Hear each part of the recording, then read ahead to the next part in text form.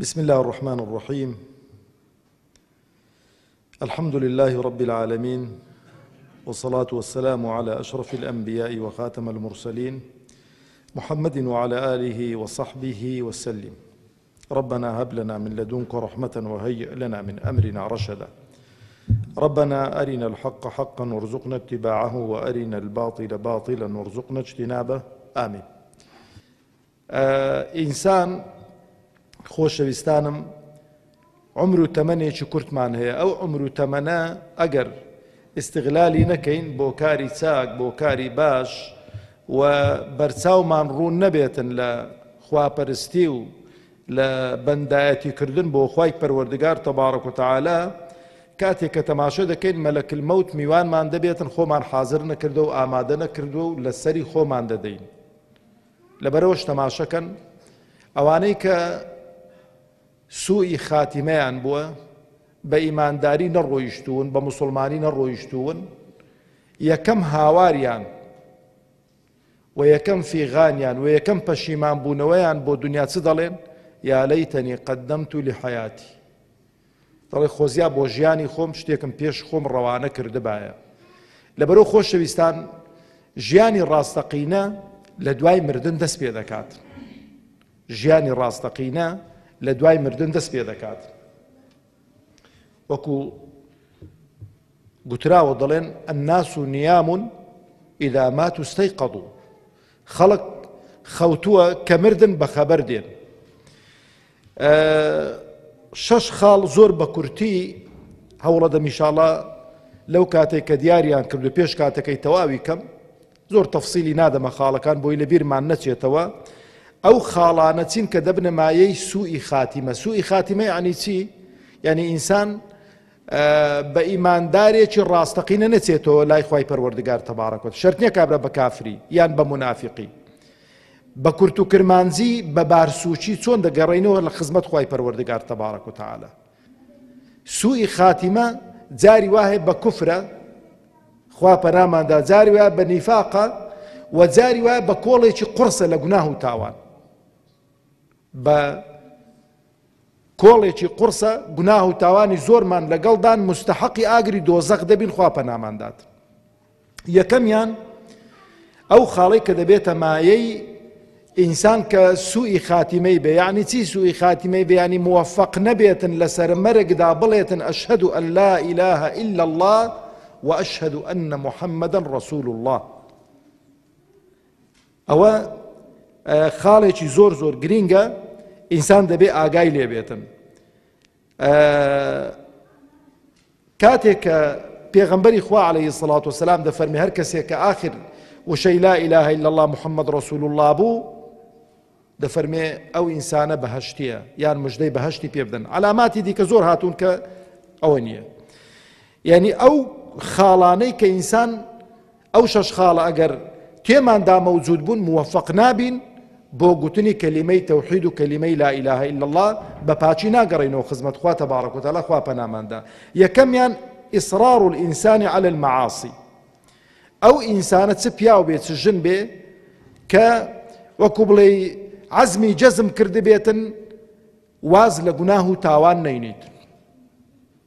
جا ئەو گوناه و تاوانە چ گوناهی گەورە بێ چ گوناهی گچکە بێت، بەردەوام بێ لەسەر گوناه و تاوانەکان. چونکە ئینسان نازانی کەنجین دەمری، کەنجر خوا حافیزی لە دنیا دەکاتن. گوناه و تاوانی گچکە و گەورە لەگەڵ ئیسرار بوون لەگەڵی ئاگاتان لێبێتن ئینسان بەرەو دۆزەق دەبا، خوا پەناماندات. زانایان قسەیەکی جوان دەکەن، دەفەرمون لا کەبیرەتە مع الاستغفار ولا صغیرەتە مع الإصرار. دەڵێ گوناهی گەورە هیچ سەنگ و قورساییەکی نامینێتن لەگەڵەوەی کە ئینسان چ بکات؟ ئیستیغفار بکات و پەشیمان بێتەوە و تۆبەی لێ بکاتن. گوناهی گچکەش بە گچکەیی نامێنێتەوە لەگەڵەوەی کە ئینسان بەردەوام بی لەسەری. ئاگامان لە یەک خاڵ هەبێت. شەیتان جاری وایە فێڵمان لێ دەکات.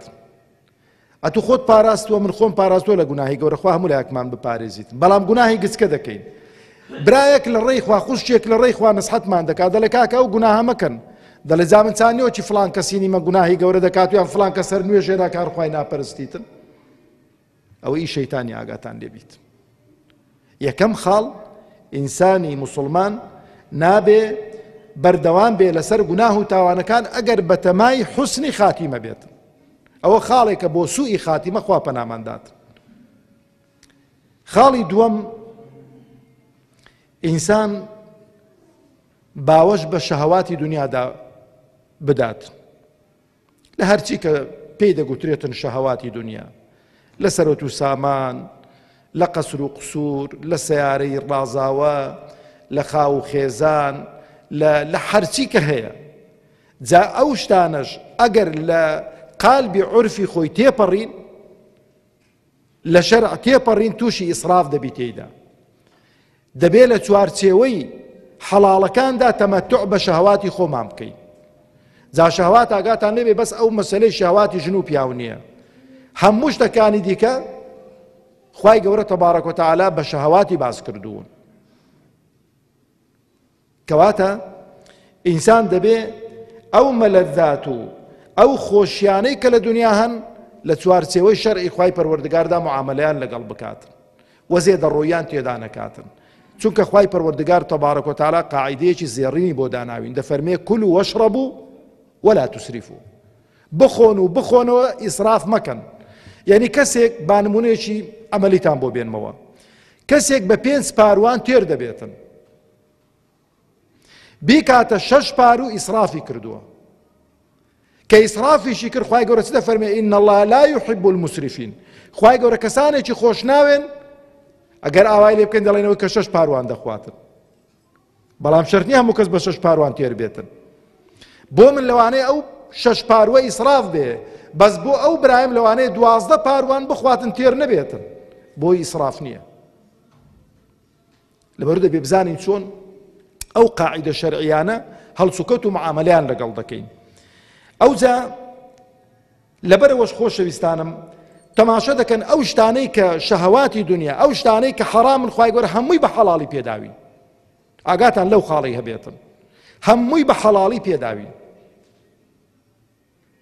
جا هەر لە ژن بۆ پیاو، پیاو بۆ ژن، خواردن و خواردنەوە، هەرچی کە تۆ بە عەقڵت دادێتن، ئەوەی کە بە حەرامی کابرا دەیکا خوای گەورە بە حەڵاڵی بۆی دەستەبەر کردووی. ئیکتیفا بە حەڵاڵەکان بکە، خوای گەورە ڕوود سپی دەکا لە دنیا و لە قیامەت. خاڵی سێیەم خۆ پاراستن لە نەخۆشیەکانی دڵ.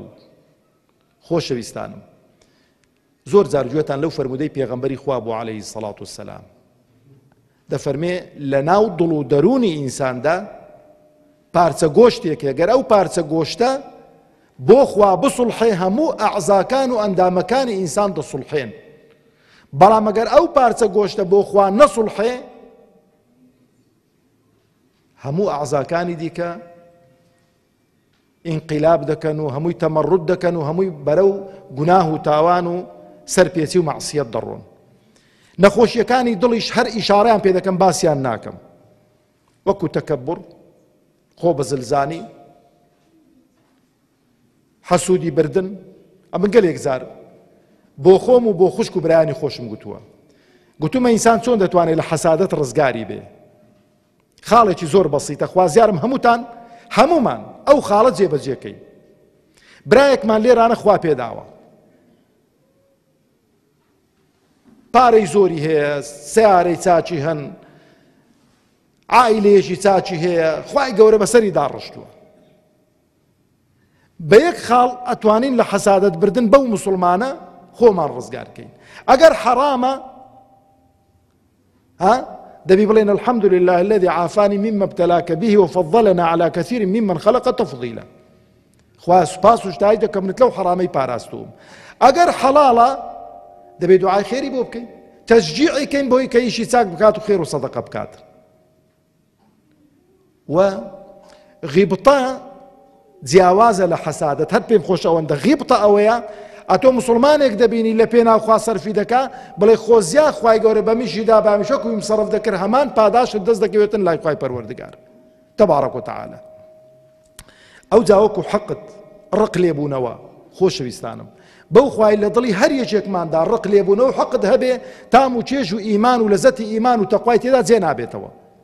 ئینسان جاری وایە ڕقی لە سێبەری خۆش دەبیتەوە، نابێ وابی. ئەو جاوەکو احتقارکردنی خەڵکی بە سووک تەماشاکردنی خەڵکی نابێ بە سووک تەماشای خەڵکی کەی. هەر خەڵکێک بێ لە هەر پێگەیەکی کۆمەڵایەتی بێ شکل و شێوەی هەرچی بێتن ئینسانە، دەبێ ئەو ڕێزە لە دڵ و دەرونی خۆماندا هەبێ و ئەوجا نابێ ئینسان عوجبی هەبێتن خۆی پێ مهم بێ دوو قسان دەکا خەڵک گوێی لێ ڕاگرتووە بڵێ وەڵا من لەو بابەی نەماوە من لەوەچی دیکەمە، یان لەو پۆستێک وەردەگرێ مەسئولیاتێک وەردەگرێ. هەت تەماشەکە چەند نەشیرنە کابرا کە پلە و پۆستێک وەردەگرێ خۆی لێ دەگۆڕێتن، لە سیارەی دانیشت و دەڵێی شەلەل لێی داوە جوان هەتانێن دەرکەی سیارەشی بۆ نەکەنەوە ئەفەندی نایەتە خوارێ، کە سواریش بوو دەبی وەکو ئینسانی ئالی دەرچەی لۆ بکەن و دەرکەی لۆ پێودن بەخوا پێی گسکە دەبیەوە. من تواضع لله رفعه الله. ئەوەی کە تەواضعی هەبێ خوای گەورە بەرزی دەکاتەوە. ئەو شتانە شەیتانن وامان لێ دەکەن. ئەمە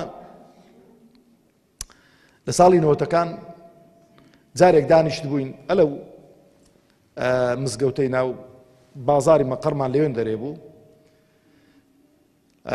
ئەوە دادەنیشتین باسی ئەوەمان دەکرد دەی چێ گلەیەکی هەیە. جا مامەستا عەبدوڵڵا بە ڕەحمەت بیتن مامەستا عەبدوڵڵای قەسری پیاوێکی زۆر متەواضع بوو، پیاوێکی زۆر بۆ خوا سوڵحا بوو نەحسەبه کەذلك ولا نزەکی علی الله ئەحدا ئینشاءالله ئەمڕۆی لە هەموو ڕۆژان خۆشترە. ئەو ڕۆژێک بۆی جێڕامە گوتی فڵان کەس گوتی لە دانیشتنێکدا گوتیان مامەستا عەبدوڵڵا تو تەکەببڕت هەیە. ئەمیش گوڵا مەمنونتان دەبم پێم بڵێن تەکەببوری من چییە؟ تیان وەڵا کە سواری سیارەی دەبی جا مامەستا عەبدوڵڵا بڕێک بە هەیکەل بوو قەڵەو بوو سیارەی لەندەگرۆز ئەوەی پێوێ دەسک تی کە سوار دەبی ئاوا دەستکەکەی دەگری ئاوا تەکانێکی دەکەی تا سواری لەندەگرۆزی دەبی ئەوە تەکەببورە. گو کاکە خوا خێرتان بنووسی بەو خوای ئەوە تەکەببور نیە، ئەوە جسمم قورسە و ئەگەر ئاوانەکەم لەوانەیە نەتوانم بە ئیسراحەت سواری سیارەکەی بم. ئاجا ئینسان هەندێک شت هەیە لە خەڵکی بەهانە نەبێتن بڵێ وەڵا فڵان کەس متەکەبیرە، چونکە تەکەببور سیفەتێکە خوا نەهی لێ کردووە. کابرا کە ئیماندار بێ مسلمان بێ خۆی دەپارێزێ لەو سیفەتە قێزەونانە. ئەوجا ئینسان نابێ خیانەت بکات. ئەوە هەموو نەخۆشیەکانی دڵن، هەر یەک لەوانە یەک کۆمەڵە محازەڕەی دەوێتن. خیانەتکردن خوشکە بە ڕێزەکانم برا عەزیزەکانم، کەسێک کە قسەیەکی لەگەڵ کردی با من لێوێن دەرەوە دەست پێ بکەم گوتی یان ئەگەر ئاوڕی داوە بزانی داخۆ کەس دیار نییە، ئەو ئاوردانەوەی دەبێتە مای ئەمانەتی ئەو قسەی لای من و تۆ ناکرێ. ئیوا هەیە ئەگەر قسەیەکی لەکن بۆ ئەمانەتێکی لێ بوو دەڵێی جیوەیان تێ کردووە، ئیسراحەت ناکاتن لەو سەری بۆ سەری کو تەشبیه نەبێ. تەبەنۆ لە پیا و لە ژنانیشدا هەیە کو تەشبیه نەبێ مریشە کە هێلکەی پێ بێتن ئیسراحەت ناکات تا هێلکەکەی دانەنێتن، ئەویش هەتا سڕەکەی نەدرچینیتن ئیسراحەت ناکات.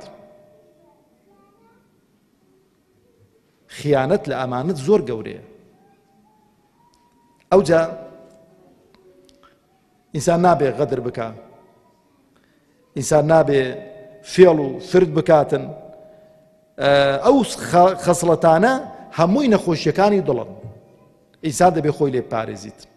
ئەگەر لەو نەخۆشیە دڵانە دڵی خۆت بەسەری دازاڵ بووی، خوای گەورە چ دەفەرمێ یەومە لا ينفع مال ولا بنون إلا من أتى الله بقلب سليم. ئەو قەلبە سەلیمە دەبێ هەم لە نەخۆشیەکانی دڵ پارێزراو بێ و هەم لە شرک و کوفر و نیفاق پارێزراو بێ.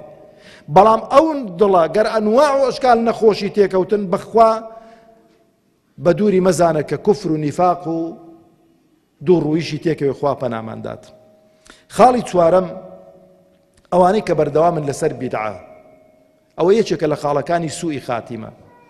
هەتا بیدعە هەبێ بەلای سونەتێکدا ناڕوە، هەر بیدعەتێکت دروست کرد سونەتێکت وەلا ناوە. لەبەرەوەی ئاگامان لێ بێ دینداری و موسڵمانێتی و خواپەرستی دەبێ هەر خواپەرستیەکی دەکەی دەبێ بەڵگە و دەلیلێکت هەبێ لە قورئان و سونەتی پێغەمبەری خوا عەلەیهی السەڵات وەسەلام. خۆ بپارێزی ئەدی کاکە و هەموو خەڵکەوە کاکە تو بچیشت بەو خەڵکەیدایە، ئەتۆ عیبادەت و خواپەرستی بۆ خوا دەکەی، خوای گەورە بە دوو شەرتان عیبادەت و خواپەرستی لێ ئێمە قبول دەکات.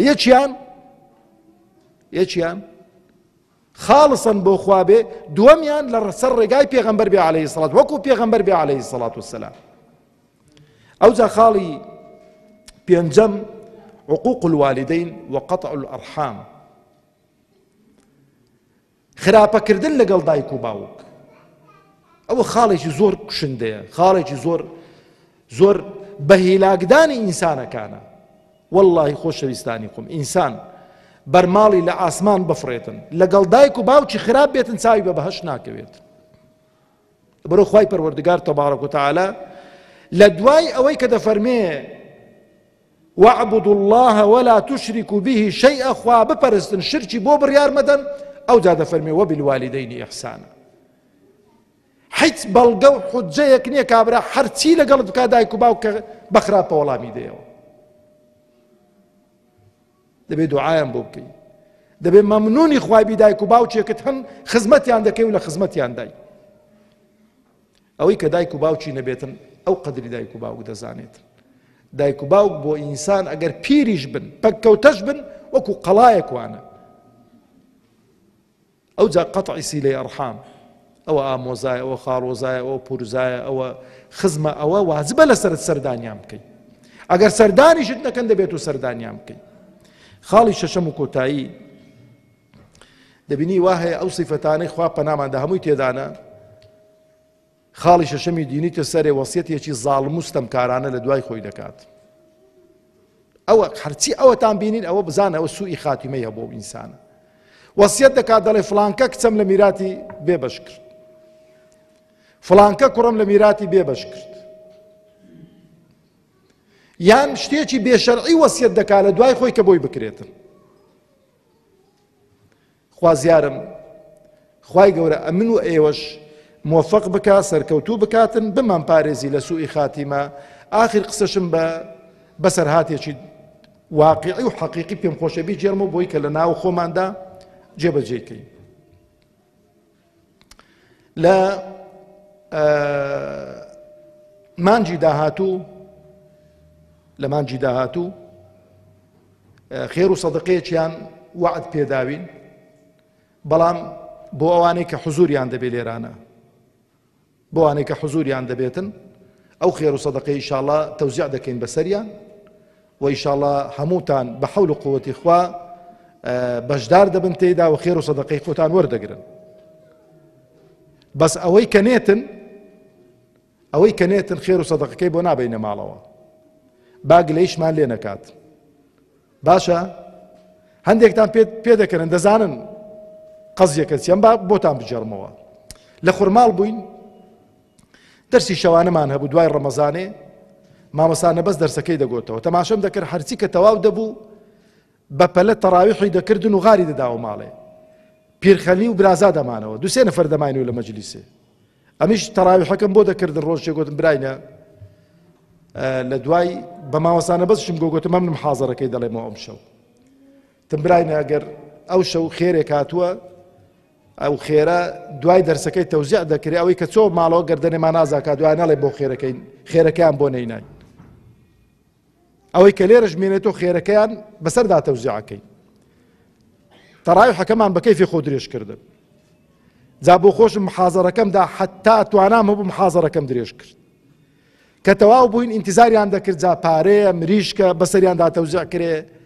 تم کاکە خێرەکەتان ئەو خێرە بوو کە لەو مەجلیسەی دەستان کەوت، لە ماڵەوە بانە ئەو خێرە و سەدەقەتان بۆ نەدەهاتە ماڵەوە. خۆشەویستانم واللهی وباللهی ئێستانە کە عەزەکەی باس مەکەن، بەس بیکەنە دیعاە لە مابەینی خۆتان، بڵێن دەرسی داهاتوو خێر و سەدەقەیە کاتوە لە مزگەوتێ تەوزیع کرێتن، بزانە داخۆ جێ دەبێ خەڵک لێی دانیشیتن، جێ نابێ خەڵک لێی دانیشێتن. ئەمە دائیمەن حەزمان لە شتی ئەوەیە کە فەوڕەن وەری بگرین. والسلام عليكم ورحمة الله وبركاته.